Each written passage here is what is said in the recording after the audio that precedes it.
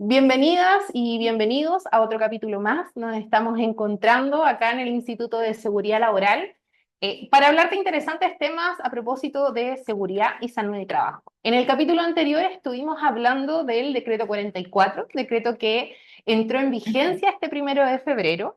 Nos estuvimos adelantando a qué significaba hablar de entornos de trabajo seguros y saludables y cómo además íbamos afrontando una mejor y efectiva gestión preventiva. Dentro de los capítulos de dicho decreto nos vamos a encontrar con algo que no es tan nuevo, pero que lo hace hoy día también carne a propósito del decreto, que tiene que ver con la identificación de los peligros y evaluación de los riesgos, pero también de los mapas de riesgo. Hay otro tema además que hablamos en el capítulo anterior que tenía que ver con la transversalización de género y por lo tanto aquí hay desafíos tremendamente importantes. Y es por eso que en el capítulo de hoy me acompaña Susana Muñoz Pica y además Florencia Díaz Pérez. Ambas trabajan en el Instituto de Salud Pública. Susana en la sección de seguridad en el trabajo y Florencia en la unidad de equidad de género. Bienvenida. Bueno, presentar también a quienes hoy día nos están acompañando acá en el público. Hay referentes de distintos servicios públicos adheridos al Instituto de Seguridad Laboral y además nos están acompañando vía streaming en distintos lugares del país. Así que bienvenidos a todas y a todos. Vamos a partir con este entretenido webinar el día de hoy, tipo conversatorio, en donde vamos a hablar de la identificación y la evaluación de los riesgos en los lugares de trabajo, pero además con este desafío que nos pone también el decreto, que viene de parte muy ad hoc a propósito de la política nacional, en donde ya no estamos hablando de género como un capítulo, sino que también en una mirada transversal. Así que bienvenidas, vamos a partir primero con una presentación para luego dar espacio a conversar. Buenos días, muchas gracias por la invitación. Como presentaba Camila, Susana Muñoz, trabajo en el Instituto de Salud Pública. Y uno de los desafíos que tuvimos que enfrentar con esta modificación o este decreto 44 es cómo íbamos a hacer una actividad que, si bien es cierto, las empresas la tenían abordada, que es la identificación de peligro, pero habían algunos cambios y algo que debemos considerar en esta metodología. Y la obligatoriedad hoy día de las empresas tener una matriz, ¿cierto? Uno iba a una empresa y decía, ¿hay alguna matriz? Decían, no, algo tenemos, y nos encontrábamos con cosas diversas. Hoy día nos encontramos con cómo debemos hacer una matriz, que es lo mínimo que deberíamos tener como identificación de peligro, ¿cierto? Y evaluación de riesgo. Así que vamos a revisar la matriz, los mapas de riesgo y todo con este nuevo apellido, ¿cierto? Que se llama con enfoque de género. Para eso, como decía Camila, está Florencia que me acompaña y ella después nos va a explicar cómo desde una mirada antes de empezar a hacer una matriz, antes de confeccionar todo esto, vamos a tener que incorporar todas estas variables que aparecen de género. Así que bienvenidos, cualquier consulta, como nos decía Camila, al final todas las preguntas que ustedes estiman convenientes que se las podamos responder.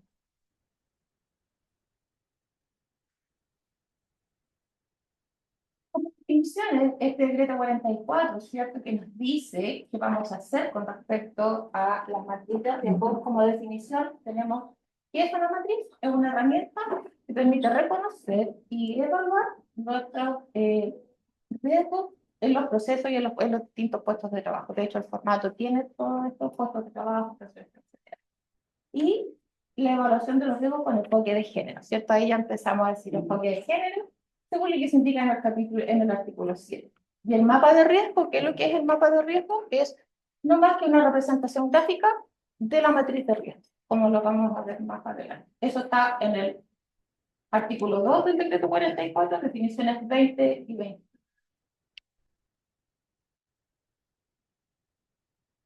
¿Qué es lo que dice el artículo 7 específico? Que esta matriz de riesgo, cuando la construyamos, ¿cierto? Confeccionar una matriz de riesgo asociada a los procesos y las tareas de los puestos de trabajo, de la entidad empleadora, de la organización, no cualquiera. Ahí vamos a ver las etapas y debe estar disponible. ¿Qué es lo que pasaba cuando uno iba a las empresas y pedía una matriz de riesgo? ¿Estaba disponible o no? No. ¿Quién la tenía? El prevencionista. ¿Y dónde está el prevencionista? Un terreno. También una vez al mes, lo vemos de repente, ¿cierto? ¿Quién lo encontramos? No había matriz. Entonces, ¿quién es el que dice el artículo? Debe estar disponible. O sea, de estar disponible, que esté en algún lugar, pero que la podamos ver, ¿cierto? Ser informada a los trabajadores, a las personas. Los trabajadores no la conocían, porque además a veces le poníamos como arte ingeniería y era una cosa que cuando lograba estar no entendíamos qué es lo que decía, excepto unos colores y algunas cosas. Entonces, ¿qué es lo que dice el decreto?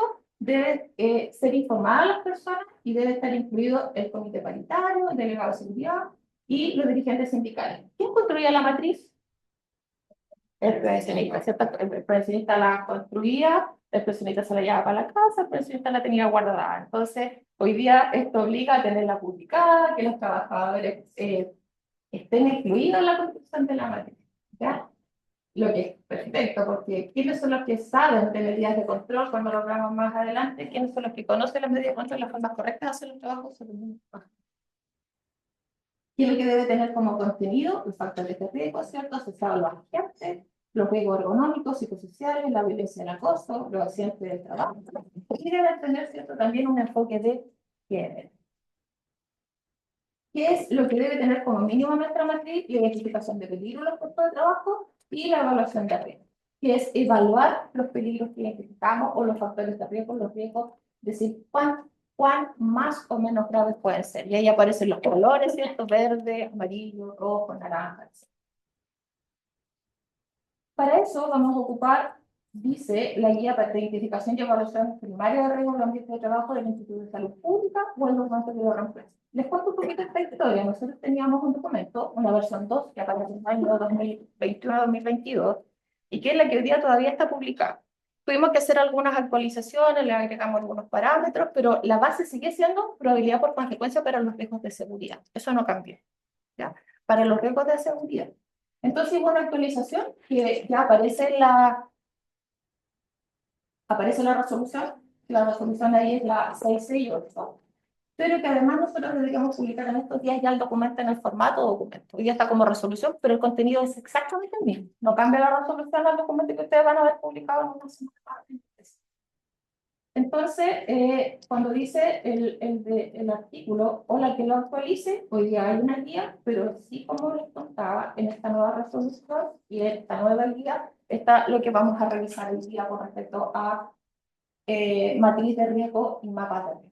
Ya tenemos entonces la versión 3, que es la resolución que ustedes han visto, y el objetivo que tiene esta guía es disponer de una herramienta estandarizada con los elementos mínimos para identificar el peligro, factores, controlarlos de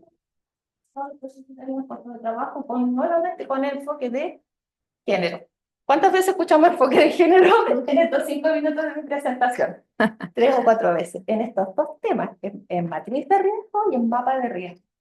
Entonces, pero en el decreto habla mucho en las distintas partes, en capacitación, en comités paritarios, entonces todo te dice enfoque de género. Entonces, para empezar a pensar en cómo vamos a hacer esta matriz, estos mapas con enfoque de género, yo las voy a dejar con mi colega, que es Florencia, para que les explique, antes de sentarnos a hacer una matriz, qué debemos considerar con respecto al enfoque de Ujú. Gracias, Susana. Yo me voy a quedar sentada. Sí, voy a ir pasando las tiempos. Bueno, adicionalmente al problema que plantea Susana, que era la falta de disponibilidad, ¿cierto?, de las matrices de riesgo, tenemos otro problema, que es que tradicionalmente los distintos sistemas de gestión de la salud y seguridad en el trabajo se han planteado como neutros, ¿ya? Como no han considerado, digamos, las distintas diferencias entre los y las trabajadoras que tenemos a lo largo y ancho de nuestro país, ¿cierto? No obstante, hoy día observamos que las estadísticas de accidentabilidad, las estadísticas de enfermedades profesionales son distintas, ¿ya? Y tenemos brechas bien importantes. O sea, hoy día las enfermedades profesionales que principalmente se concentran en mujeres son del orden del 64%, ¿cierto? Y principalmente también concentrado en enfermedades de orden de salud mental, ¿cierto? De origen de salud mental y musculoesquelética, ¿ya? Entonces la proporción es bien distinta y lo mismo pasa con el caso de los accidentes graves y fatales. Tenemos una proporción muy desigual. Tenemos aproximadamente un 95%, ¿cierto?, de los accidentes que se concentran en hombres y un 5% que se concentran en mujeres, ¿ya? Y esto no solo se circunscribe al hecho de que hay una distribución, ¿cierto?, de la fuerza laboral que se concentra en algunos espacios versus en otros, ¿ya? También tiene que ver con la distribución de tareas que existe al interior de las empresas, la división sexual del trabajo y los roles que asumen hombres y mujeres, ¿cierto?, al interior de las organizaciones, ¿ya? Entonces, teniendo en consideración los datos que hoy día tenemos, ¿cierto?, estas diferencias que son no menores, ¿ya?, en enfermedades profesionales y accidentes del trabajo y del trayecto también, tenemos que tener alguna forma distinta de abordar la prevención, ¿cierto? Tenemos que gestionar los riesgos de manera distinta.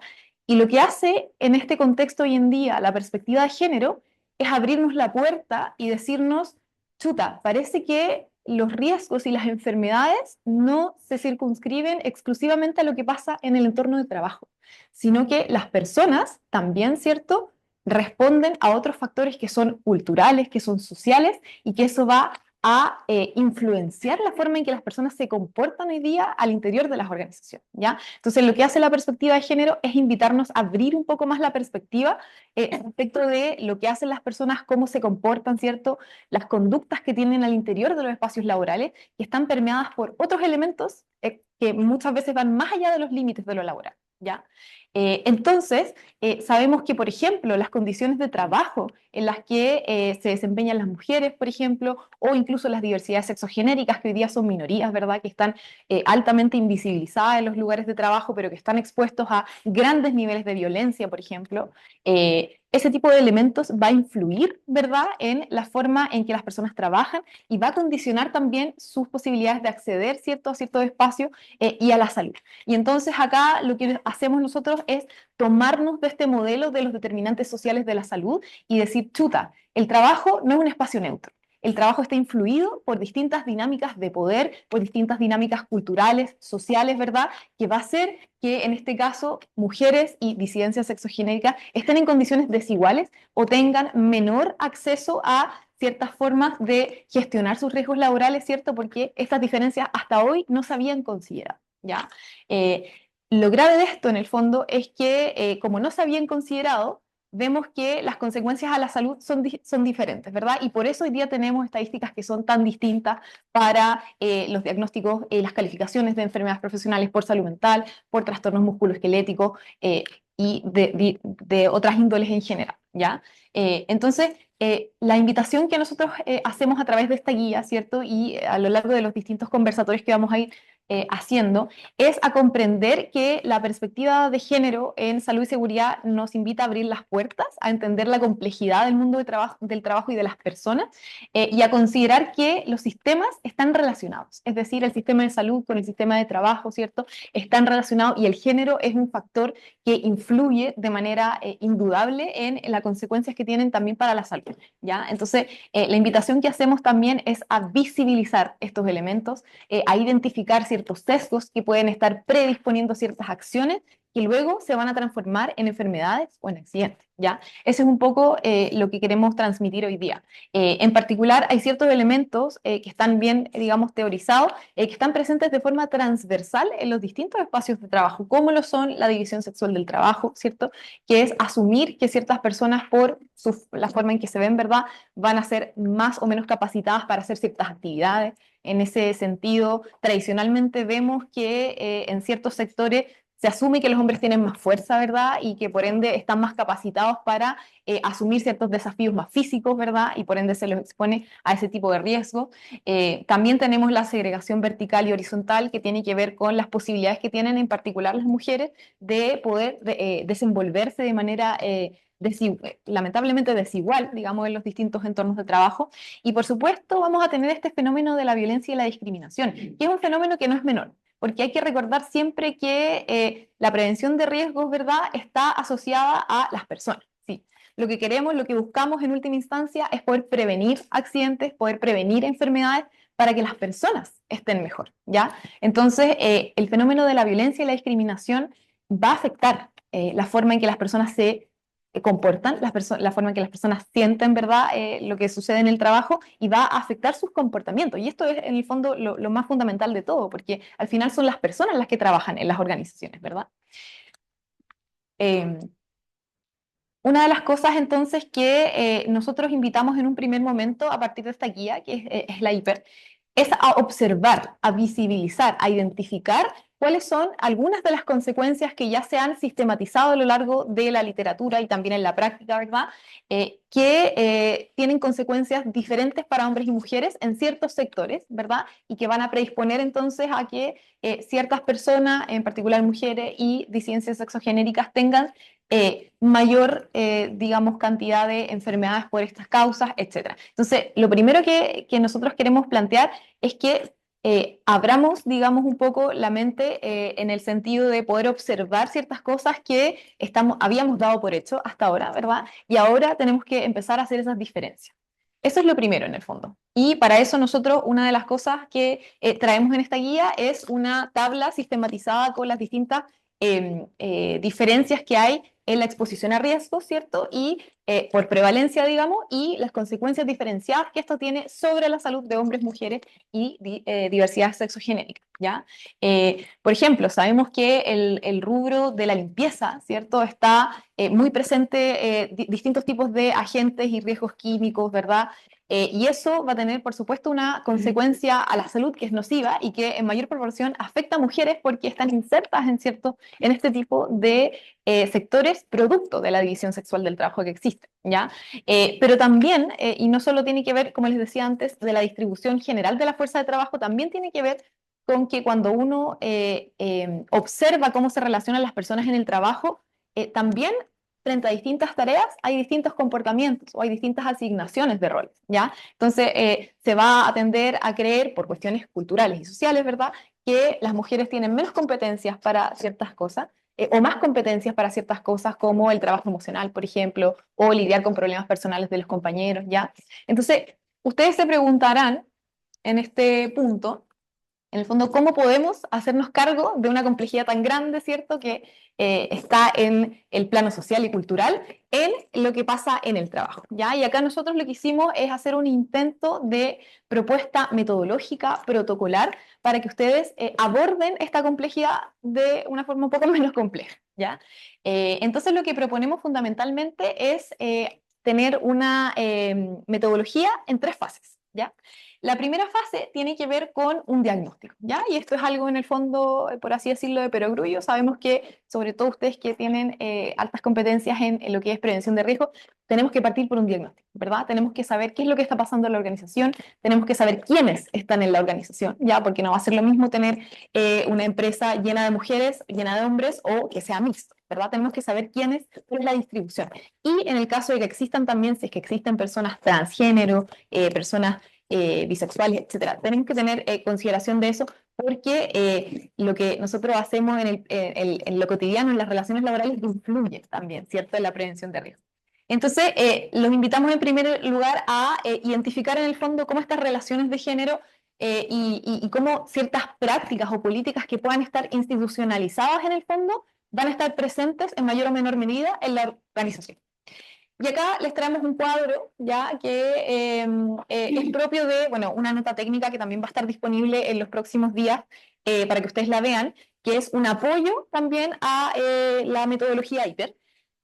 Y lo que muestra en el fondo este cuadro ejemplo, que es una forma de sistematizar lo que les estoy diciendo en relación a las relaciones de género y las prácticas que puedan estar institucionalizadas, tiene que ver con, por ejemplo, en este caso, ciertas políticas que puedan estar presentes de género.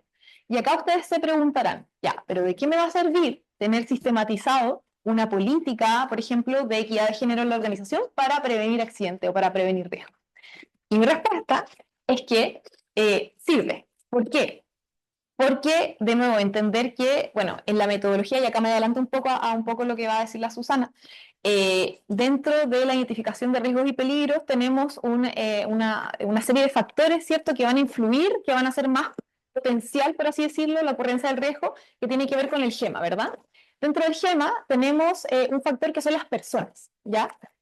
Y por ende tenemos que entender que el factor personas y las acciones que tienen las personas en el contexto del trabajo va a influir, ¿cierto?, en la ocurrencia de ciertos riesgos. Concretamente, por ejemplo, si tengo una empresa, una organización que tiene una política de conciliación entre la vida laboral y la vida personal, que es sólida, que es eficiente, que funciona, va a ser que, por ejemplo, una operaria en cualquier tipo de cargo, de rol, ¿cierto?, esté menos desconcentrada, ¿cierto?, tenga en el fondo menos estrés, producto de esta carga mental que está asociada a las responsabilidades domésticas y de cuidado, que está desproporcionadamente más presente en las mujeres, y por ende esté más tranquila, cometa menos errores, y sabemos que en el contexto de los trabajos que tienen, digamos, mayores peligros, ¿cierto?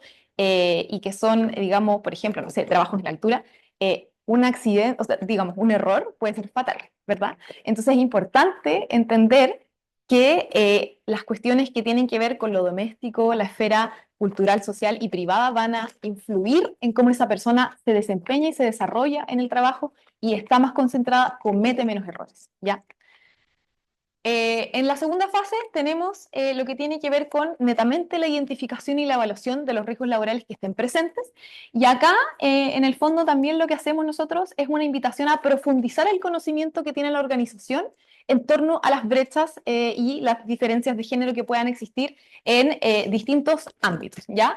Y acá hay una propuesta en el fondo como desde lo cualitativo y desde lo cuantitativo, ¿ya? Desde lo cualitativo y recogiendo también el espíritu que tiene el decreto 44, la invitación que se hace es a que toda esta gestión de los riesgos desde la evaluación sea participativa, ¿ya? Y acá la invitación nuevamente que nosotros hacemos es que, por ejemplo, nos acerquemos a los comités paritarios de género y seguridad y preguntemos, ¿hay casos, hay o conocidos por la organización donde hayan habido accidentes que tengan que ver con que, chuta, esta trabajadora estaba sistemáticamente expuesta a fenómenos de violencia y por ende no quería ir a esa parte de la organización y por ende un día fue y no sabía cómo operar las máquinas, etcétera, ya ese tipo de cosas. Entonces, hacer una investigación, recurrir a los comités paritarios, por ejemplo, nos puede servir para identificar cómo estos elementos de relaciones humanas, ¿verdad?, que están permeadas por el género, pueden predisponer a la organización a la ocurrencia de riesgos o enfermedades, ¿ya?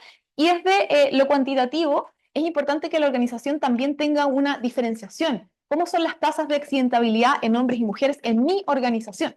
¿Quiénes se accidentan más? ¿En qué momentos del año? ¿En qué espacios de la organización? ¿Ya? Todas esas cosas es necesario que se conozcan, ¿ya? Y también, por ejemplo, las estadísticas más macro respecto del ausentismo, quiénes están ausentando, ¿verdad? En qué épocas del año, por qué causa, en qué roles, ¿verdad? Ya, ese tipo de cosas es importante que hagamos una desagregación en torno al género, ¿ya? Porque hasta el día de hoy la mayoría de las organizaciones no lo conocen, ¿ya? Y hay diferencias. Y la última fase, y acá voy a ir terminando para ir de lleno con la metodología de HIPER que nos va a presentar Susana, está la parte del establecimiento de las medidas de control, ¿ya? Entonces, si ustedes se fijan, las fases en realidad no son tan complejas y se alinean perfectamente con esta presentación del HIPER, de la medición de riesgos y peligros, ¿verdad?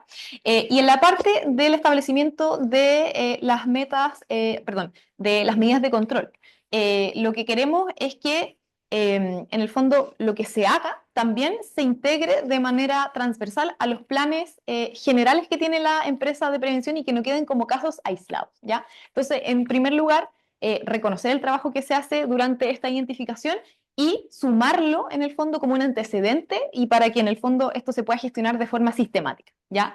Luego, bueno, por supuesto que necesito tomar medidas de control que sean atingentes a lo que estoy identificando. Por ende, si tengo en una organización altas diferencias o altos accidentes, por ejemplo, en ciertos trabajos que implican manejo manual de carga, y muchos accidentes en ese caso, en el caso de las mujeres, chuta, entonces voy a tener que ver cómo capacito a esas mujeres en manejo manual de carga, ¿cierto? Cómo levantar, cuál es el peso máximo permitido, etcétera, para disminuir esos accidentes, ¿ya? Luego, por supuesto, y no puedo ser suficientemente enfática en esto, promover un ambiente libre de violencia y discriminación, porque eso, digamos, es algo que impacta de manera importante en la forma en que las personas se relacionan o evitan ciertos espacios dentro de la organización o evitan capacitarse muchas veces también. Entonces, eso es algo, digamos, que tiene que ser sí o sí. Y algunas consideraciones particulares también para la gestión del riesgo e implementación de medidas en el caso de ciertas personas, ¿ya? Hoy día sabemos que, por ejemplo, en el caso de los peligros biológicos, hay ciertas personas, por ejemplo, las personas inmunodepresivas o las personas en etapa de gestación, que no pueden exponerse a los peligros biológicos, ¿ya? Entonces eso también hay que tenerlo súper en consideración. Y acá también una de las cosas que invitamos, porque nos preguntan harto en relación al manejo manual de carga, es chuta, pero ¿qué pasa si tengo dos pesos máximos permitidos, verdad? Uno para el caso de las mujeres, que es 20, y otro para el caso de los hombres, que es 25. ¿Qué pasa si, por ejemplo, en mi organización tengo una persona trans? ¿Es hombre? ¿Es mujer? ¿Cuál es su género? ¿Cuál es la carga entonces máxima que puede cargar? Y acá la invitación es a que en el fondo tengamos un piso común y como una buena práctica podamos implementar que el peso sea 20 para todos, ¿ya? Eso no va a afectar al caso de los hombres y en definitiva es una invitación para que no hagamos esas discriminaciones, ¿cierto? O incomodemos a las personas con ese tipo de preguntas, ¿verdad? Solamente por cumplir la normativa, ¿ya? Eso, a grandes rasgos, son algunos de los elementos que hay que considerar para incluir de forma integral en cada una de las fases y etapas la perspectiva de género. Pero antes de darle el paso a la Susana, darles a entender que esto es una metodología nueva, digamos, estamos innovando, estamos invitando a las organizaciones y a todas las empresas del país a que implementen esto con un entendimiento de que tenemos que iterar, ¿ya? Tenemos que probar, tenemos que ver cómo funciona en la práctica esto en las empresas y en ese sentido, bueno, lo que van a hacer ustedes, digamos, es clave, ¿ya? Eso. Y ahora, Susana, adelante. A continuar. Sí. Bueno,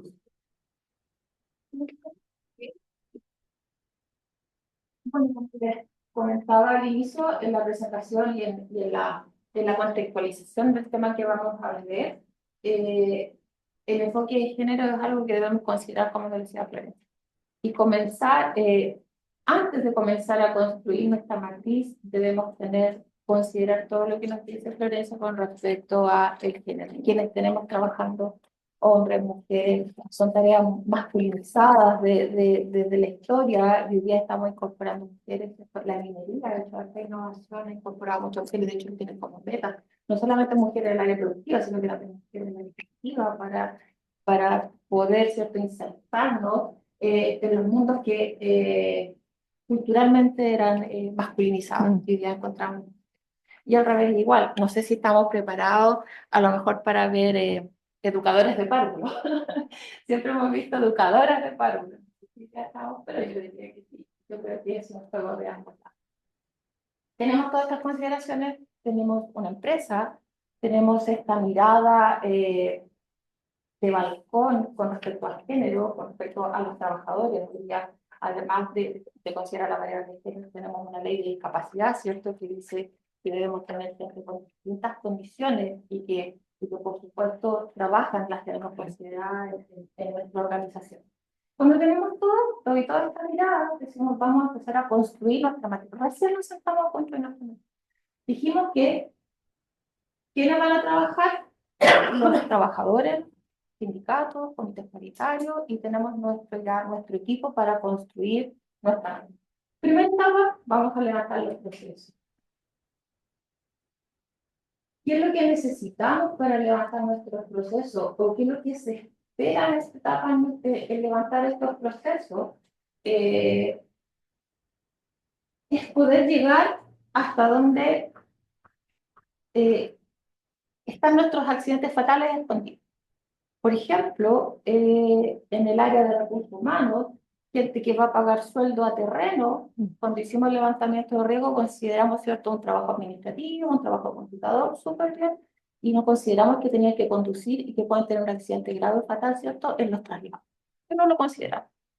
No consideramos también cuando la empresa se dedica a un negocio X, una producción o línea de producción, tenemos que cambiar los techos, ¿cierto? Cuando decimos cambiar los techos, ¿es una tarea rutinaria o no rutinaria? No rutinaria, y tenemos accidentes fatales escondidos ahí. Sí, es necesario poder identificarlo. Sí, ¿cierto? Entonces, la idea de este levantamiento es poder llegar a todos esos focos que a veces están escondidos, pero tenemos accidentes fatales. Y cuando vamos a hacer las investigaciones, nos damos cuenta de que nunca lo identificamos, nunca lo evaluamos, nunca pesquisamos el reporte de incidente, a lo mejor la gente no nos reportó y tenemos graves situaciones donde no hemos tomado medidas de control y las tenemos. Entonces, la idea del levantamiento es poder llegar a toda esta parte del proceso que desempeñan trabajadores, por supuesto, y que tenemos nuestros accidentes escondidos. Acuérdense que el espíritu de la matriz y de poder identificar es prevenir accidentes, el proceso, ¿cierto? La investigación, el proceso inverso de la matriz, son cosas que van muy unidas de distintas formas, pero sí son cosas que sí se comunican y que tienen que, una es parte de la otra. Esa es la idea del levantamiento del proceso. ¿Qué es lo que necesitamos para empezar a levantar el proceso? Generalmente las empresas que tienen sistemas de calidad tienen levantados los procesos, tienen identificados sus procesos de mantención, de producción propiamente tal, los apoyos de recursos humanos. Usted necesita algo como esto. Por supuesto, esto no lo construye el equipo, esto ya está. La empresa tiene clara la parte de materias primas, de producción, de venta. Esas tres grandes etapas, hasta una panadería no tiene, ¿cierto? Un minimarket, tiene alguien que compra, tiene alguien que acomoda, ¿cierto? Alguien que vende.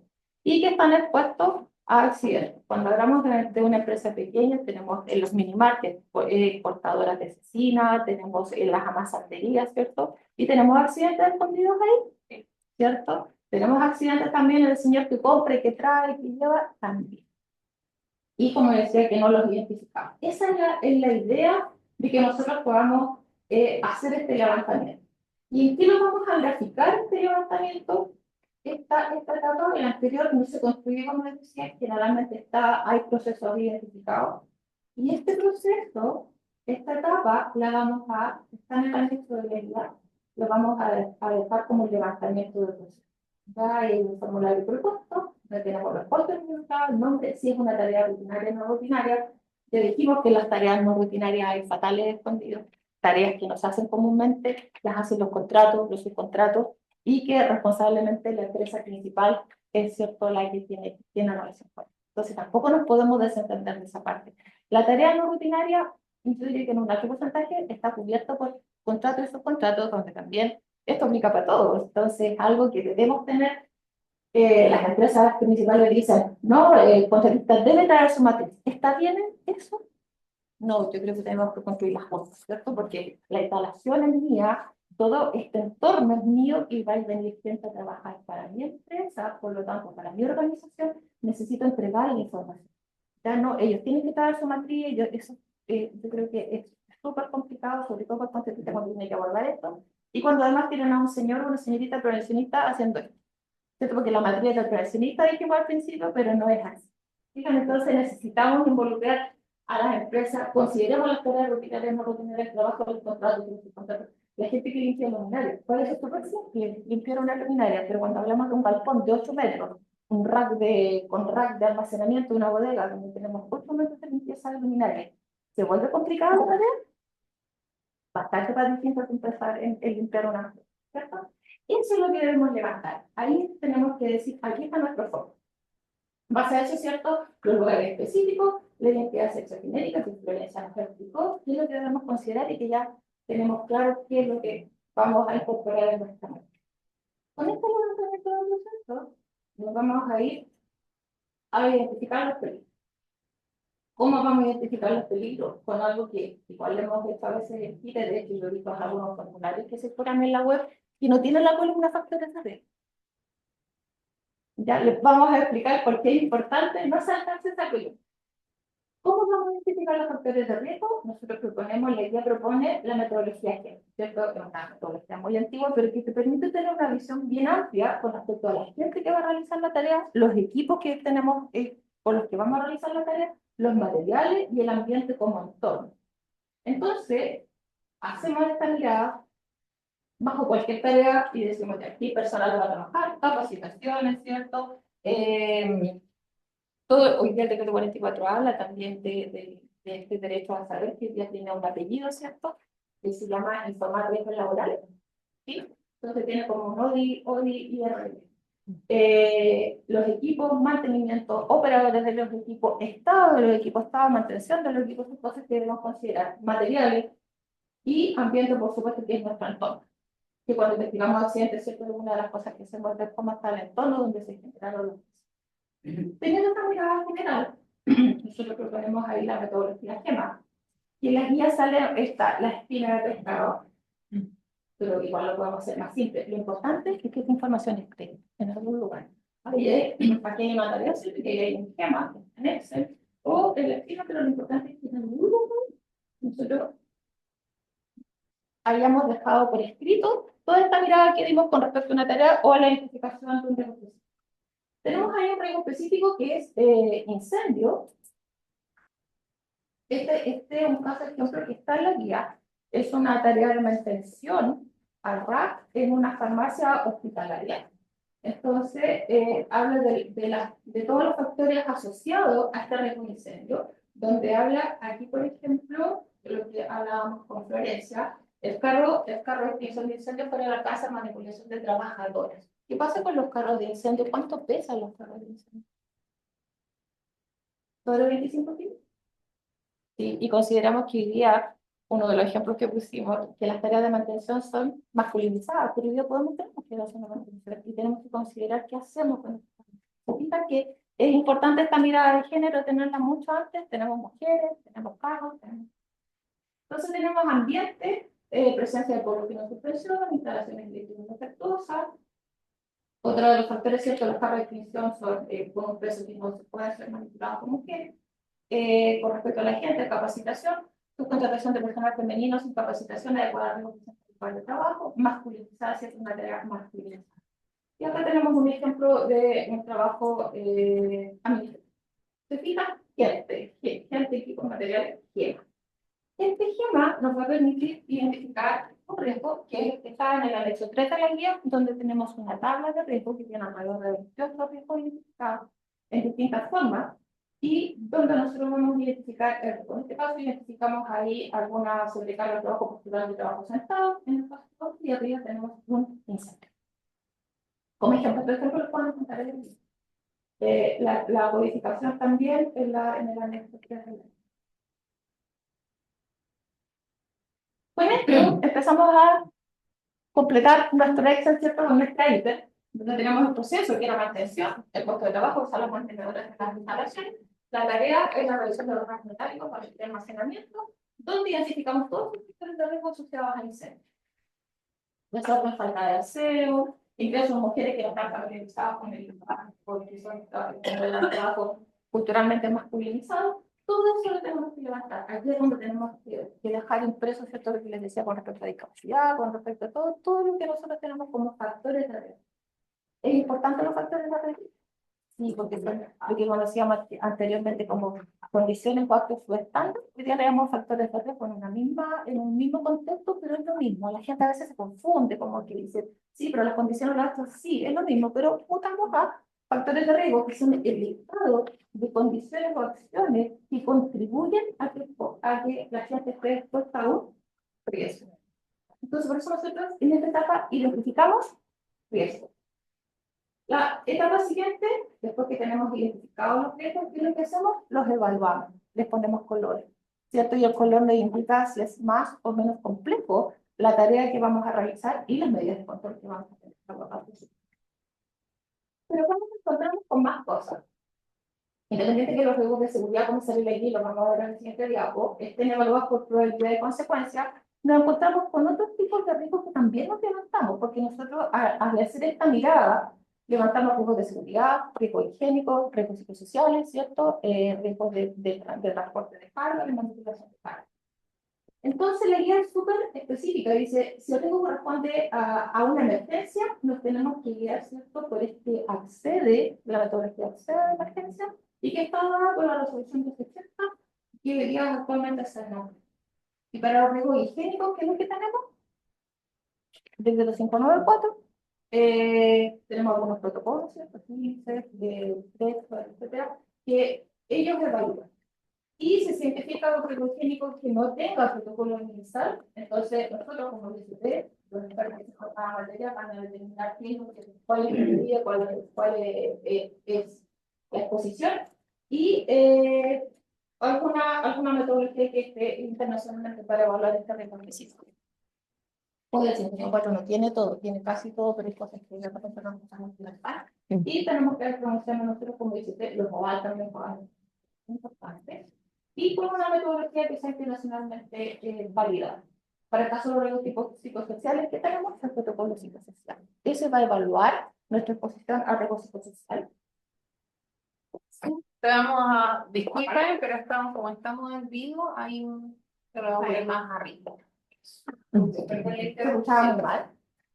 No, lo que pasa es que como estamos en vivo, hay algunos que de repente no escuchan bien. Estamos con la prueba abajo y se escucha bien, Ya. pero también a propósito de los comentarios, estamos súper atentos a las observaciones que subimos ahí en Si hay bueno, algo que no escucharon, bueno, lo pueden preguntar o nos pueden hacer una consulta por hoy.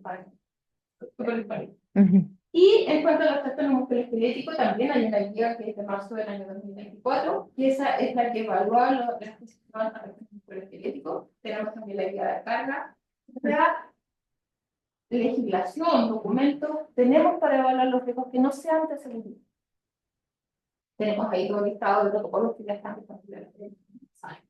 Y el trabajo que es la que tiene el manejo. Y nos quedan los riesgos de seguridad. Y los riesgos de seguridad es lo que dice la guía que se evalúa probabilidad por consecuencia. ¿Ya? Un riesgo higiénico no se evalúa por probabilidad por consecuencia. Un riesgo higiénico tiene una metodología que, como hablamos, nosotros vamos a ir a esa metodología para decir si estamos en una posición verde, roja, amarilla. No lo vamos a evaluar por probabilidad por consecuencia. O sea, posibilidad de que el valor de posición de riesgo por probabilidad por consecuencia, no. ¿Qué es lo que tenemos para ese protocolo? Preextracción. Probabilidad de posición así dice que es lo que tenemos, protocolo, o sea, la guía de planes. Para eso tenemos entonces la valoración para el caso de la probabilidad y consecuencia para los riesgos de seguridad, cierto que van desde el 1 al 4 y que no está en la numeración del 2 al 16. 16 es como la peor condición y que es una condición de trabajo intolerable, que antes de realizar esa tarea deberíamos tomar varias medidas. Y medidas de control robusta, por supuesto, según la jerarquía. ¿Qué tenemos entonces en nuestro Excel que estamos construyendo? Tenemos el proceso, el puesto de trabajo, la tarea, que lo identificamos en la primera parte, en el levantamiento del proceso. Identificamos los factores, ¿cierto? Con este esquema tenemos riesgos positivos. Para los riesgos de seguridad, tenemos la teoría de las consecuencias, para lograr la pérdida, y la clasificación, como decíamos, si es tolerable, moderable. De ahí aparece lo que yo les comentaba con respecto a los riesgos químicos. Los riesgos químicos pueden ser biológicos, físicos y químicos, ¿cierto? Y para eso tenemos distintas metodologías que están dadas por pensar, por el Ministerio de Trabajo, en el caso de las semanas de carga. ¿Y qué es lo que te pregunta? Ojo, que nuestra prioridad por consecuencia de los riesgos higiénicos, psicosociales y políticos. Entonces, ¿existe evaluación? ¿Hemos hecho alguna evaluación con respecto a posicionar ruidos? ¿Sí o no? Sí. ¿Y qué es lo que dice el nivel de riesgo que tenemos? Y ahí aparece, ¿cierto?, todo lo que es precio con respecto a la clasificación por puestos de trabajo, por puestos de trabajo, por puestos psicosociales. El protocolo psicosocial al final de toda la evaluación de las 12 dimensiones, ¿cierto?, te dice que la empresa tiene un nivel de riesgo de distinto color. Ese es el color que te va a decir acá. Ya, seguimos con el esquelético. Ya se está completando nuestra matriz, ¿cierto? Ahí ya tenemos tenemos los campos de nuestro proceso de cómo construimos las listas. Y vamos a las medidas de control. Hemos trabajado algo, ¿cierto? Nos sentamos, revisamos, ¿cierto?, los aspectos de género, la gente que tenemos, toda nuestra diversa masa laboral que tenemos en nuestra organización, en nuestra empresa. Hicimos el levantamiento del proceso, identificamos las tareas rutinarias y no rutinarias, identificamos los factores de riesgo asociados a un riesgo, y evaluamos y dijimos, tengo muchos rojos, varios amarillos, pocos verdes, y esto es más o menos nuestra rango. Déjenme decirles que sí. Nosotros, a todo este trabajo, que ya llevamos varias horas de trabajo, ¿cierto?, con nuestros trabajadores, con nuestros sindicatos, talleres, etcétera, días de trabajo, si nosotros no tomamos la medida de control adecuada y que tenga relación directa con la exposición al riesgo, quiere decir que nuestro trabajo pierde toda la esencia, porque la esencia de esto son las medidas de control. ¿Qué es lo que pasa cuando nosotros investigamos accidentes graves o fatales o accidentes? Cuando vamos a la medida de control. ¿Qué pasa en las hiper generalmente cuando nosotros vamos a buscar el accidente donde se generó? ¿Lo considera la matriz? No, ¿cierto? A veces sí, ¿ya? Pero justo la parte donde la persona se accidentó no está evaluada. Y a veces súper optimistamente está evaluada, están las medidas de control. ¿Y qué pasa con las medidas de control? No las abordaron. Y a veces están perfectamente identificadas y no las consideraron. Entonces la medida de control es para la que nosotros trabajamos básicamente. Nosotros debemos tener claras nuestras medidas de control. Las medidas de control deben ser consistentes con los factores de riesgo. O si no, nuestras medidas de control, ¿en qué terminan? Charla online, curso, cosas que no tienen ninguna validez cuando tenemos que cambiar a veces instalaciones, tenemos que tomar algunas determinaciones con respecto a puestos de trabajo, ¿cierto? Hombres, mujeres, etcétera. Y si nosotros eso lo solucionamos con una charla, no tiene ninguna relación con una medida administrativa, con una medida con respecto a EPP, no tiene ninguna relación. Entonces, la esencia de esto es que nosotros como organizaciones, como trabajo, podamos tomar las medidas de control adecuadas con respecto al riesgo al que estamos expuestos desde el proceso que identificamos en la etapa 1 o 2 cuando empezamos a construir nuestros áreas. Acá vemos, este ejemplo no está en la guía, pero lo tenemos en un documento que hicimos hace un par de años con respecto a seguridad de máquina. Era un poco, la incluí para mostrarle la importancia que tiene el factor de riesgo con respecto a la medida de control. Por ejemplo, dice, la máquina de equipo carece de una parada de emergencia. ¿Y nuestra medida de control será una charla? ¿Será un afiche? No. ¿Cuál es la medida de control? Instalar la parada de emergencia en esa sola máquina o en todas. Entonces, esa es la relación que debe tener. Por eso es importante el factor de riesgo. Por eso, ojo con esos formatos que andan circulando en la web que no tienen factores de riesgo. Sí, pues suena como súper que me ahorro todo este trabajo, pero es un trabajo que cuando lleguemos al final del día, al final de la actividad, lo más probable es que las medidas de control no sean consistentes y que esos accidentes los vuelvan a tener porque las medidas de control no conversan con el origen del riesgo identificado. ¿Sí? Por eso dejé la iluminación deficiente para este tipo de tareas, y acá decimos cumplir con el decreto 594, artículo 103, referido a la iluminación en zonas de trabajo. ¿Qué es lo que debemos hacer acá? Elevar o bajar a veces los niveles de iluminación, pero esto tampoco se soluciona con un afiche y no se soluciona con una escala, se soluciona con que las empresas con medidas que de verdad tengan relaciones y sean consistentes con los factores de riesgo. Entonces, ¿es importante el factor de riesgo? Porque tiene y determina la calidad de la medida de control y cómo debemos implementarla. Hay que pensar en medidas de control que sean generales, por eso digo, sí, a lo mejor una máquina no tiene parada de emergencia, la medida de control no puede ser instalarle parada de emergencia a la máquina. La idea es ¿cierto? Que la actividad sea más genérica, es decir, vamos a revisar todas las máquinas, que todas las máquinas tengan parada de emergencia que funcionen. ¿Ya? Sí, eso es con respecto a medidas de control que se realizan. Puede haber más de una medida de control por un factor de riesgo. Puede haber medidas de control también que sea transversal y nos ayude con 2 o 3 factores de riesgo. Pero acuérdense que trabajamos para la medida de control, ¿ya? Y la empresa es la que debe implementar la medida de control, que es la última parte, pero es la más importante.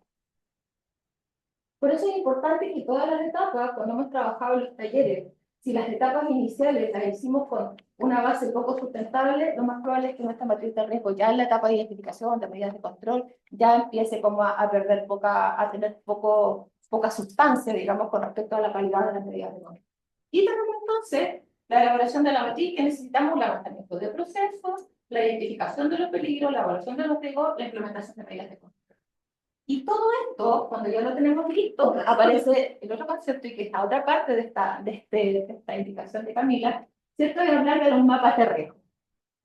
Cuando tenemos esta matriz, que igual, ojo, igual debe estar publicada, igual debe ser conocida, igual debe estar, ¿cierto?, disponible para los trabajadores, pero además el decreto 44 pensó en que los trabajadores debían conocerlo de una forma ilustrativa y de una forma didáctica. Terminamos la matriz, ¿qué hacemos ahora? La dejamos, la definimos, etc. Y ahora viene cómo le llevamos de una forma más ilustrativa a hacer los mapas de riesgo. Con respecto a los mapas de riesgo, trabajamos con el trabajo. ¿Cómo vamos a armar esto? Era importante que tuviera que hacer guía con respecto a la matriz, de que siguiera un documento que fuera amigable con respecto a las guías de INPE. Entonces aparece este documento que es el que está hoy día en el Ministerio de Trabajo, en Prisa, y que es la guía de elaboración para el mapa de riesgo laboral de las entidades empleadoras. ¿Qué es lo que dice este artículo? es el artículo 62, y que debemos tener un dibujo en el tema del lugar de trabajo. Ahora tampoco aquí que se compliquen las empresas. Yo sé que esto para una panadería, para un mini market, nos vamos a pedir a un arquitecto que haga algo a escala. ¿Qué es lo que necesitamos? Un esquema. Que lo puedo hacer en Excel, en Word, que lo podemos hacer en cualquier cosa que sea simple. Acuérdense que esto es lo que va a llegar a los trabajadores, por ende debe ser una cosa simple, que sea entendible, no la podemos recalibrar. Y lo que necesitamos que ellos entiendan es que hay, ojo, hay un rojo, ¿qué es lo que es? Y eso es lo que no estamos aquí. Así que, si no hay recursos, por supuesto, si no hay recursos de escala, o que sean arquitectos, o que sean, no sé, algo súper, ultra tecnológico, inalcanzable, no. No, un Word, un Excel, aquí sí, basta un cuaderno de dibujo donde podemos hacer un esquema que sea claro. Tenemos que tener un dibujo y indicar a través de símbolos, ¿cierto? Los principales temas. Cuando dijimos a través de símbolos, ya empezamos a pensar cómo lo íbamos a hacer. La actualización de los mapas de riesgo deberá efectuarse cada vez que cambie la matriz. Cuando cambia la matriz, cuando hay accidente, una vez al año, cambios de proceso, cambios de personal, cambios, etcétera, entonces nuestra matriz cambia. Automáticamente tenemos que tener la conexión de la matriz sufre algún cambio por cualquiera de estas cosas, nuestros mapas van a cambiar. Los mapas de riesgo deberán estar disponibles para las personas. Es mi idea, el mapa de riesgo no puede estar en el computador del profesional, como la matriz. Ya, la metodología para la elaboración del mapa de riesgo se refiere por la guía que es lo que trabajamos y que es la que vamos a realizar. Cuando hablamos de codificación, ¿se acuerdan que está en anexo 3 estaba cuando hicimos la matriz? ¿Cierto? Ahí te intercambio. Entonces, ¿qué le hicimos aquí? A cada riesgo específico lo asociamos a un símbolo. Igual ahí el documento tiene flexible, dice que el símbolo que no sea, que podamos acceder de lo cual está facilitando algún símbolo, porque esto ya lo diseñamos como con licencia, pero ahí cuando presentamos la guía es lo que había con respecto a la simbología. Pero son símbolos. Acá no esperamos encontrar la foto en una selfie, oye, ¿qué hay que hacer? Y son signos de advertencia. Ya, yo sé que las empresas a veces por innovar o por ahorrar algo de recursos aparece una foto. No, la idea es que sea un símbolo, ¿ya? Un símbolo que grafique un riesgo. ¿Y cuáles son los riesgos? Los que tenemos en la guía, con la que construimos los ítems. Así que ahí está, la guía tiene los símbolos, la simbología para las 28. Riesgo tanto de la familia de riesgo como el riesgo específico. Entonces, elaborar un plano, dijimos, ¿cierto? Y este plano deberá señalar los principales riesgos identificados en la matriz. O sea, no podemos tener mapa de riesgos si no tenemos matriz. La confección, entonces, ya tenemos nuestros símbolos, ¿cierto? Dijimos cuáles eran los riesgos, pero nos falta la parte de la evaluación. Entonces, ahí vamos a nuestra matriz y vemos qué color le pusimos cuando evaluamos. Y los colores pueden ir, ¿cierto? Desde verde a rojo. Y es lo que va a ocupar el resto de la circunferencia. Se fijan en un ejemplo, por ejemplo, de coincendio, que es el triángulo que ustedes ven ahí con fuego evidente, y es de color naranja porque acá es importante. O sea, tenemos un riesgo de incendio o un nivel de riesgo importante. Como lo vamos a ver en los medios, que es el de la matriz. Por eso, el mapa de riesgo se alimenta de la matriz. Difícilmente usted va a poder hacer una matriz, o sea, difícilmente usted va a poder hacer un mapa si no tiene la matriz también. Aquí tenemos un mapa. ¿Se fijan? Entonces, la guía lo explica, por ejemplo, eso que está acá son los riesgos psicosociales. No vamos a poner en cada área el riesgo psicosocial, porque cuando uno hace la evaluación de riesgo psicosocial, ¿qué es lo que se evalúa? La organización de la empresa. Entonces, para todos los riesgos que sean transversales y que lo vamos a alcanzar en los distintos procesos, la idea es que lo dejamos acá, en este caso dejamos riesgo psicosocial. Si tenemos alguna falla en altura geográfica, tenemos cierto todo lo que sea con respecto a la presión atmosférica, también lo dejamos acá. Si tenemos alguna condición de que sea propio de algún entorno, es acá, porque eso no tiene sentido que lo busquemos en todas las etapas, porque lo que vamos a hacer es sobrecargar y el trabajador no va a entender absolutamente nada. ¿Ya? Es hacer lo más simple todo lo que sea transversal y que está presente en todos los procesos, entonces queda acá. Las personas deberíamos aprender un país de social amarillo. Esto es un ejemplo que está en la guía de mapa, y donde dijimos que estamos en una galería, tenemos un riesgo de exposición a pintura, por supuesto, un riesgo de color rojo que por lo tanto sería un riesgo importante.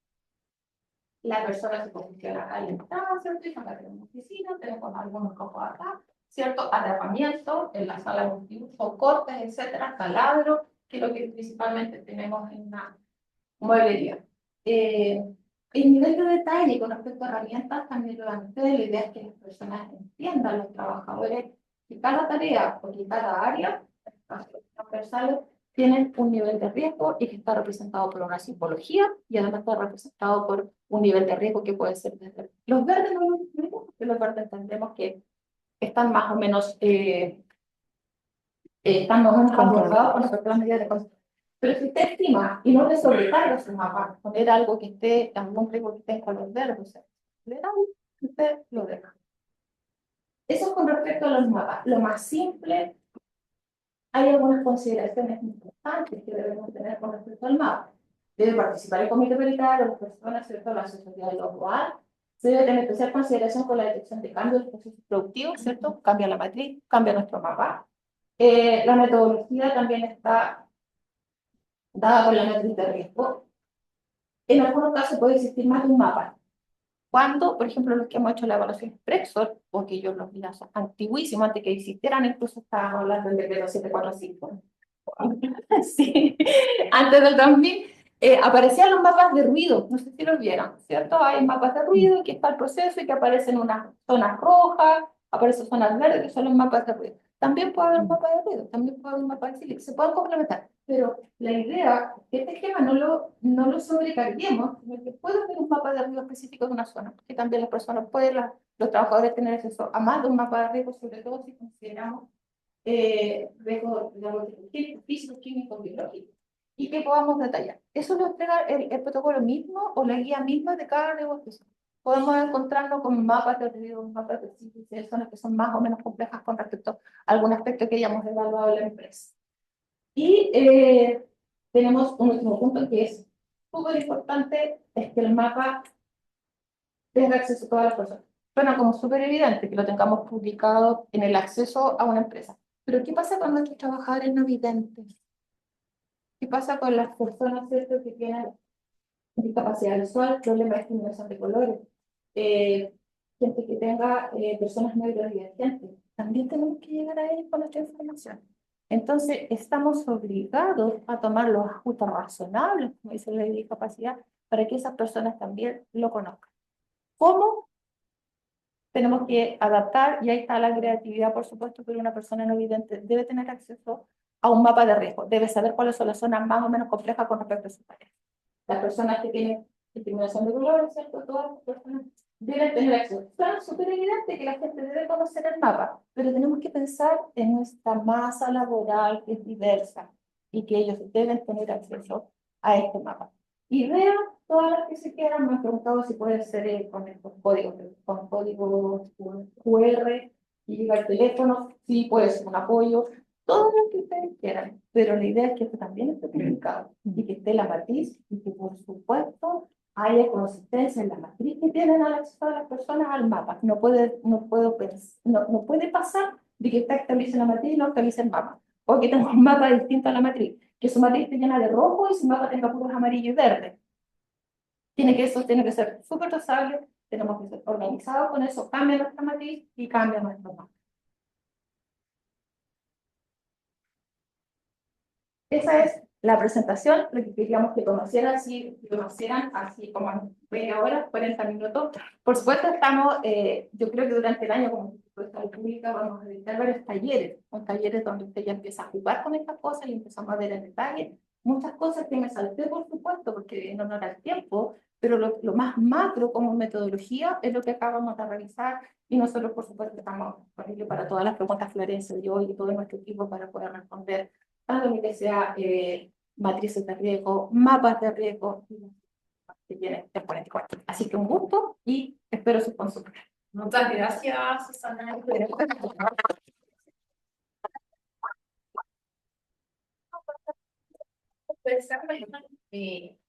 Inquietud también vamos a dar primero algunas de las preguntas que nos están haciendo llegar por chat. Hay algunas que comentamos también, que no les podamos responder de inmediato. Vamos a estar también escribiendo por correo al momento de inscribirse, enviar un correo electrónico, al cual también les vamos a estar haciendo llegar información. Les invitamos también a visitar nuestro sitio web www.iacl.gov.cl/decreto-medio 44. Ahí podrán ver distintos materiales los cuales estamos colgando para poder poner en práctica estas cosas que aquí nos señalaban. Van a estar colgado también el video de la transmisión del día de hoy, así que no se preocupen a quienes tuvieron a lo mejor algún tipo de dificultad en el sonido, porque va a estar también ahí la grabación. Comentarles que dentro de las preguntas que nos llegan hay algunas preguntas relacionadas también al enfoque de género, Florencia. Estas preguntas también a mí me recuerdan lo que fue el camino de la implementación de ley CARI, en donde de repente nos da por desconocimiento, porque estamos de alguna forma invitando, estamos tratando de decir, no somos todas y todos iguales y por lo tanto los riesgos nos van a afectar de manera distinta. No obstante, es importante también hacernos preguntas porque eso nos permite ir masticando y entendiendo también un poco, por ejemplo, tú ya nos das tips en cuanto a, si no, por ejemplo, que se identifican con otro sexo, pero no entrar en las preguntas también, de la premisa que todas y todos vamos a integrar. Y aquí vienen como preguntas en términos que yo creo que también a lo mejor se inhiben a propósito de... Saludamos a Rodrigo y también a Ricardo, donde nos pregunten si la diferencia de género permite realizar gestiones preventivas más personalizadas y trabajar para buscar la equidad laboral.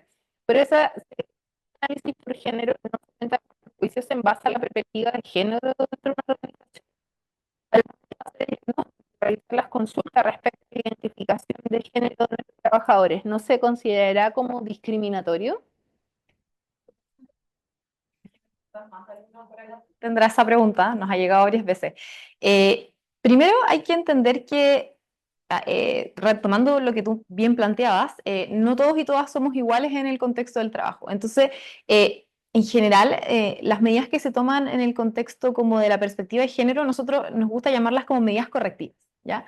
Y medidas correctivas en el sentido de que están haciéndose cargo de una cuestión que es, digamos, histórica, que pone en desventaja a las mujeres. Y acá, en el fondo, la analogía que siempre hacemos es que las mujeres, las mujeres y los hombres, en términos gruesos, no llegan a la organización en el nivel 1, sino que muchas veces los hombres llegan en el nivel 1 y las mujeres en el -2 o en el -3 o en el -1, ¿ya?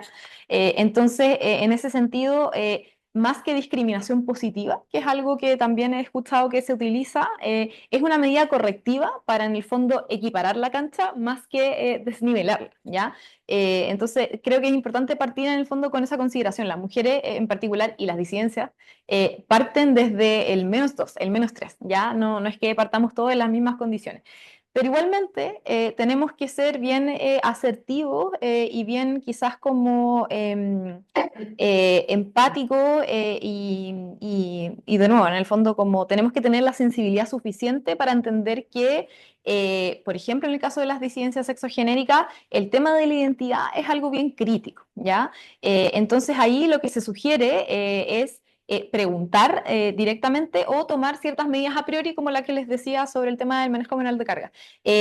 Difícilmente las personas, bueno, acá en el fondo no puedo hablar por todas las disidencias, pero difícilmente una persona, por ejemplo, que es trans, se va a sentir discriminada o vulnerada por el reconocimiento de su identidad. En el fondo, creo que también ahí hay que empezar a deconstruir ciertos prejuicios, porque el hecho de no tocar ese tema ya es, en el fondo, perjudicial porque se vuelve tabú, ¿ya?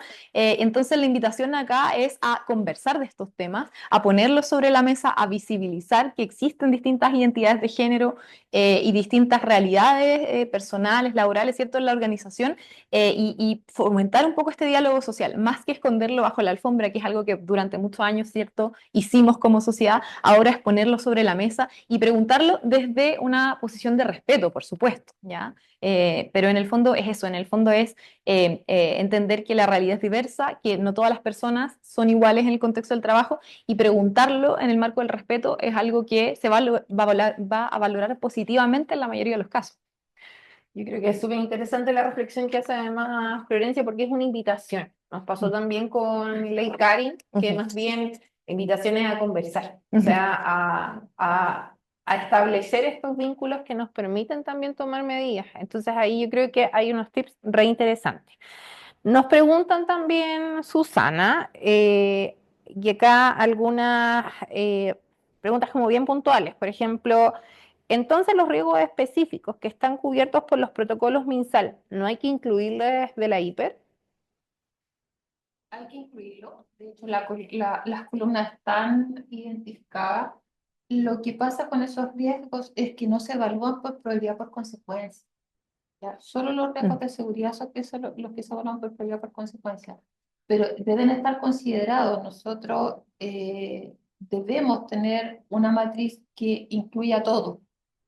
Entonces, no es que no los consideremos, lo que pasa es que la restricción es que no se evalúan por probabilidad por consecuencia, porque ese riesgo higiénico, psicosocial o de los trastornos musculoesqueléticos se evalúan por los protocolos. ¿Ya? Es la forma de evaluación que es distinta, pero tiene que estar considerado. De hecho, nosotros, yo creo que los primeros días de marzo, a fines del mes de enero, vamos a tener una matriz en la página del ISP para que las empresas puedan cargar sus datos y puedan diseñar su matriz. Y están considerados con los valores, con los resultados que tienen que dar en base a los distintos protocolos. Interactiva, que las personas puedan cargar con matriz y te pueda dar, pero la evaluación debe estar. ¿Ya? Lo que pasa es que no se evalúa por probabilidad por consecuencia de eso, porque es difícil pensar evaluar la exposición a un riesgo biológico por probabilidad por consecuencia, porque tiene su metodología específica. Es súper buena el punto que hace Susana, porque bueno, vienen más preguntas. Ahí también saludar a Loreto Rodríguez, que venía también a propósito de una pregunta similar, que yo creo que a veces cuando hablamos de estas diferencias en cómo evaluamos, pudo haber quedado la piel inquietud, así que yo creo que ahí quedó súper bien abordado. Nos preguntan, y en esto Susana fue súper empática en decir, no basta solo con levantar e identificar los peligros y hablar los riesgos, si es que esto queda en escrito. Por lo tanto, lo importante es que sea participativo y de ahí también esta necesidad del mapa de riesgos de llevarlo visualizar. Entonces aquí vienen algunas preguntas. Por ejemplo, ¿qué ocurre en estos trabajos en los cuales la gente no está como en la empresa como tal? Por ejemplo, los trabajadores del aseo, en donde se suben a un camión, hay un montón de tareas similares, en donde uno sale de la dirección X, pero se traslada. Entonces, ¿ahí qué recomendaciones podríamos tomar a propósito de la matriz? Esos trabajadores tienen, por supuesto, una oficina, ¿cierto? Una instalación donde dice 5 trabajadores deben tener comedores, que deben tener ropas de cambio. En esa zona usted debe tener publicado. Y yo le recomiendo que en el camión tenga una carpetita donde tenga, o en el caso de la gente de la basura, tenga una carpeta donde tenga el IPE, donde tenga su mapa de riesgo. Claramente no lo podemos tener pegado a los camiones, pero sí tenemos acceso a información, como los camiones de sustancias peligrosas, que por ley, ¿cierto? El decreto 298 dice que tienen que tener. Sí, además, pero además deben tener las hojas de seguridad, las carpetas, deben tener los planes de emergencia. Es exactamente lo mismo, pero ahora usted le va a agregar dos documentos más, que es la matriz de riesgo y el mapa de riesgo. ¿Ya? Un trabajador me decía el otro día, señorita, y los carteros, nosotros en la casa vamos a tener que tener publicada que el perro muere. No, porque el cartero tiene una instalación, tiene un lugar de origen donde sale de su a su trabajo. Entonces ahí debemos explicar, ¿cierto? Y él tiene que salir a su trabajo, que es en terreno, sabiendo con lo que se puede contar. Por ejemplo, el caso de los estafetas, de la gente de los juniors, de la gente que está puesta a UV, ¿cierto? Que tiene que hacer los trámites en banco, etcétera, que cada vez se ven menos, pero hoy día existe mucha gente que hace eso. Esa persona en su trabajo debe conocer y debe. Y saben, aquí empieza la creatividad. Hay unas tarjetitas chiquititas que uno les entrega. Me acuerdo cuando trabajábamos mucho en la faena, el tema de las sustancias peligrosas, el tema de los rombos de seguridad. ¿Se acuerdan que los rombos poníamos rojo, verde, azul? Eso mismo nosotros lo podemos llevar a mapa de riesgo. Claramente no lo sobrecargue si estamos hablando de una estafeta, de un cartero, de una persona que trabaja en la basura. No le vamos a poner este mapa de riesgo gigantesco, sino que usted acótelo, le entrega una tarjetita, le entrega. Aquí empieza la creatividad de cómo llegamos a lo simple pero que el espíritu es transmitirle al trabajador los riesgos a los que está expuesto de una manera clara e ilustrativa.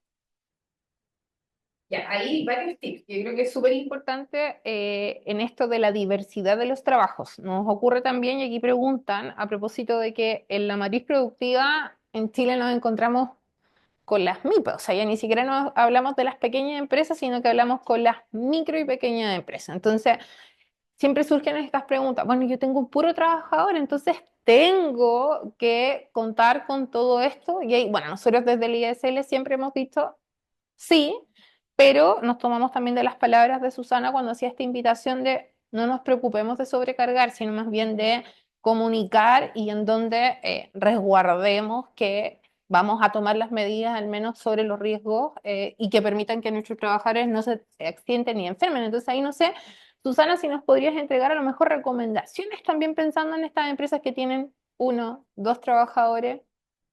Acuérdense que cuando vamos al inicio y levantamos, hacemos este levantamiento de proceso, lo hacemos por puesto de trabajo. Ujú. Entonces, si debemos llegar a un puesto de trabajo específico como el vendedor de un mini market, un vendedor de mini market, cuando hacemos la evaluación del puesto de trabajo, lo vamos a encontrar expuesto, ¿cierto?, a manejo de carga, a estas cortadoras, ¿cierto?, a este trabajo en altura, que son, ¿cierto?, que caen desde que ordenan estanterías, que son accidentes.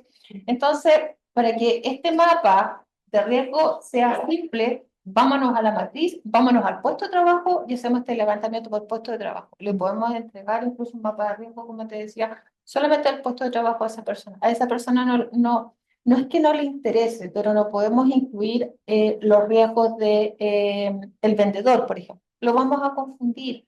Entonces, ¿qué es lo que recomiendo yo para estas tareas que son a veces unipersonales? Mm.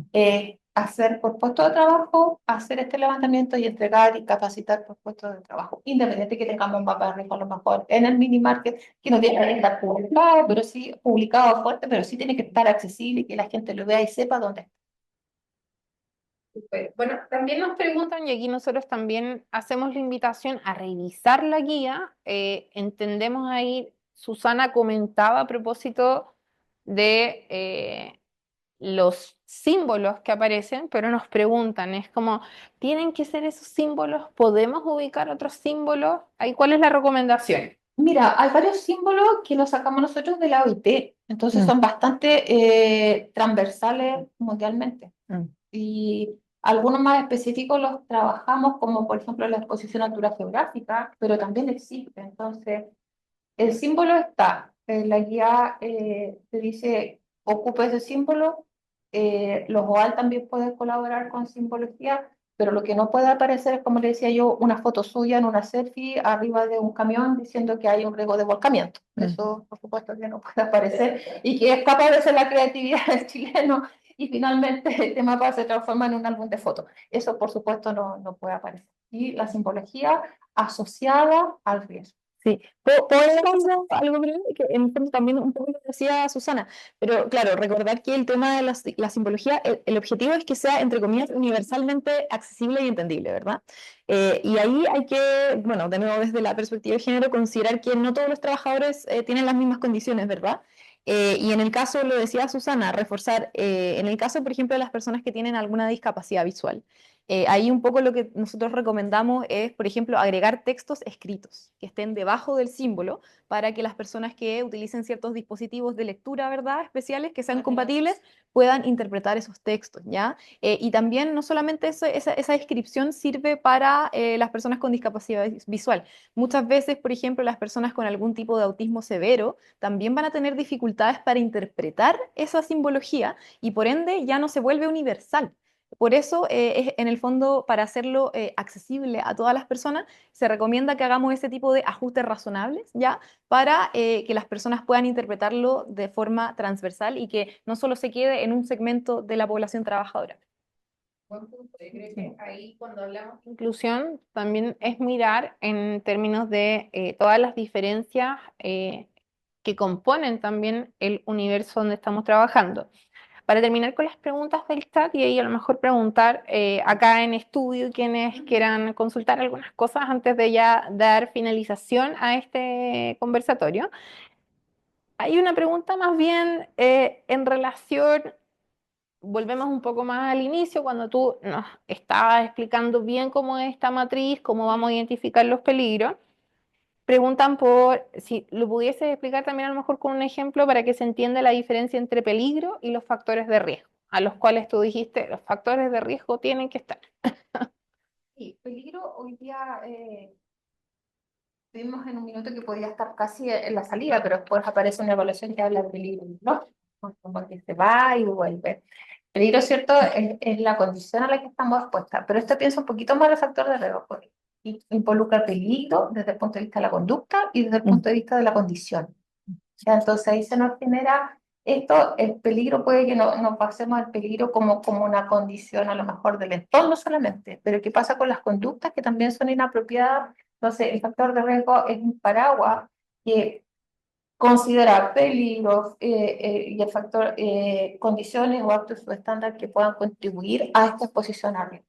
Siempre se confunde, hay todo un tema con el peligro y con el riesgo. El peligro es la condición y el riesgo es cuánto yo me acerco a este peligro. Por eso si yo me acerco demasiado, ya debería ser rojo, si me acerco menos, podría ser amarillo, y si no me acerco, podría ser verde. Pero ese es el riesgo. El peligro siempre va a estar. Un auto en una condición mecánica deteriorada es un peligro. Y el riesgo es si yo conduzco este auto, ¿cierto? Si lo conduzco a más, a menos velocidad, en la carretera, esto va cambiando de colores de acuerdo a mi exposición. Entonces, eso es lo que debemos tener claro. El factor de riesgo debemos identificarlo. Si usted le acomoda levantar peligro en el factor de riesgo como condición, pero no se olvide de la conducta, que también son actos subestándar y contribuyen a este listado de factores de riesgo. Yo sé que a los expertos, a la gente, como les decía, han eliminado la columna de factores de riesgo, pero créanme que la matriz pierde la esencia con respecto a la medida de control si nosotros eliminamos el factor de riesgo, porque a la hora de tomar la medida de control claramente va a ser inconsistente con respecto a la exposición a riesgo que tenemos en nuestros trabajos. Clarísimo, Susana. No sé si acá de los presentes alguien tiene alguna consulta. ¿No? Bueno, ahí después vamos a conversar. Agradecerles nuevamente a Florencia y a Susana. Creo que efectivamente aquí más bien hay una invitación a visitar los sitios también de ISP. Ahí ustedes van a encontrar una cantidad de guías que siempre nos van a ayudar también a trabajar. Ahí nos comentaban además que durante el año van a estar realizando distintos talleres. Nosotros además tenemos un trabajo colaborativo entre ambas instituciones públicas que nos permiten también hacer este tipo de iniciativas en las cuales tratamos de acercar esto en lenguaje simple. Sabemos que para los servicios públicos también, para las empresas más pequeñitas es un desafío el decreto 44 porque muchas de estas cosas estaban en las empresas grandes, pero hoy día aparecen también figuras que nos parece relevante que este tipo de empresas y entidades empleadoras puedan contar también con estos elementos que permitan avanzar en una gestión preventiva efectiva. Así que les invitamos nuevamente a visitar www.isl.gov.cl/decreto-44, en donde van a poder encontrar todo este material. Vamos a estar colgando también a medida que vamos avanzando. Esta es una construcción que muy bien las panelistas comentaban y van a poder también ver la grabación de este conversatorio. Así que agradecerle, sí, obviamente agradecerle. Bueno, nosotros agradecemos estas instancias donde nos puedan invitar, donde nosotros podamos compartir todo esto. O sea, nosotros trabajamos un montón para tener estos documentos actualizados, que sean de verdad asibles, entendibles, pero no nos sirve si nosotros nos dejamos en la oficina y lo dejamos en el escritorio o en la página. Para nosotros sería súper fácil decir, consúltelo en la página, búsquelo en la página. Nosotros vamos a hacer actividades durante el año porque nos interesa. Y como te decía, el espíritu de esto es que la gente lo conozca, que el empleador, que el negocio chiquitito, que esta empresa que tiene 3, 4 personas, no deje de levantar esto, porque ahí están sus fatales. Muchas de ustedes que trabajan, nos encontramos con empresas chiquititas que se enteran de que su marido falleció, etcétera, y que eran el trabajo, porque nadie le había explicado que para el trabajo había una metodología y que estaban cubiertos por seguro. Entonces, eso es lo que nosotros agradecemos, las invitaciones, y los invitamos a las consultas por oír, a que consulten los documentos, pero en especial que participen en estas actividades que nos ayudan a difundir. Nosotros como instituto no tiene ninguna validez si nos dedicamos solo a hacer documentos sentados en los escritorios, porque nos interesa la parte más importante, que es que esto permee y que baje, finalmente llegue al trabajador y podamos en Chile con el tiempo poder eliminar los accidentes en altura, que no lo hemos eliminado. Uno es el accidente en altura, los de máquinas, que hemos hecho un trabajo específico con máquinas, todos los accidentes de amputaciones son altísimos. Entonces hay una guía de máquinas, pero nos interesa que las conozcan, que nos pregunten y que podamos participar. Así que muy agradecido de tu invitación, Camila, y todas las veces que podamos colaborar, ayudar, ponte con nosotros. Sí, me de acuerdo. Muchas gracias entonces a ambas, a ustedes también que nos acompañaron el día de hoy, sí que nos estamos viendo en las próximas sesiones. Un abrazo y buena tarde.